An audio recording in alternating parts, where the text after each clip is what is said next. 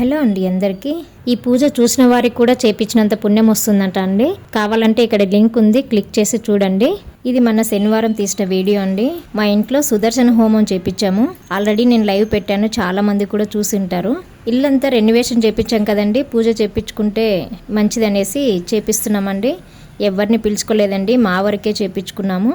ఇది early morning 6:37 కండి. ఇప్పుడే సన్ రైజ్ అవుతుంది. ఎంత బాగుందో చూడండి. పంతులు గారు వచ్చేలోపు ఇల్లంతా నేను కూడా నీట్గా శుభ్రం చేసుకొని గడపలకు పసుపు రాసి ముగ్గులు వేస్తున్నానండి.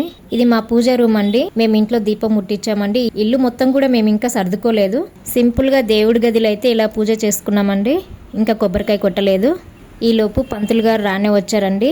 పూజకు కావాల్సిన ఐటమ్స్ అన్నీ వాళ్ళే తెచ్చుకున్నారండి. ఇక్కడ చూడండి, పూజా ద్రవ్యాలు మొత్తం ఇక్కడ ఉన్నాయి. పసుపు కుంకుమలు, పూలు, పండ్లు, అలాగే కిస్మిస్, బాదం, ఆల్ స్పైసెస్ అన్నీ ఉన్నాయండి. ఇవి చాలా కాస్ట్లీ. హోమానికి ఇటుకలన్నీ లోపల పెట్టేస్తున్నారు బాబు. అందుకు పంతులు గారు పూజకు రెడీ చేస్తున్నారండి అన్ని. ఇక్కడ నరసింహస్వామి, ఇక్కడేమో సుదర్శన స్వామి.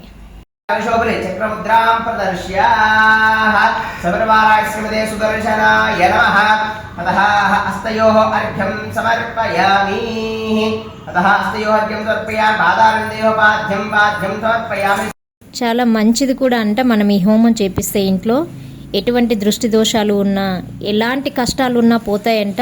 అందుకని మేము చేపించుకుంటున్నామండి. మీకు ఎవరికైనా కావాలంటే మీరు కూడా చేపించుకోండి. చాలా పవర్ఫుల్ హోమం అండి, అందుకే మేము చేపించుకుంటున్నాము.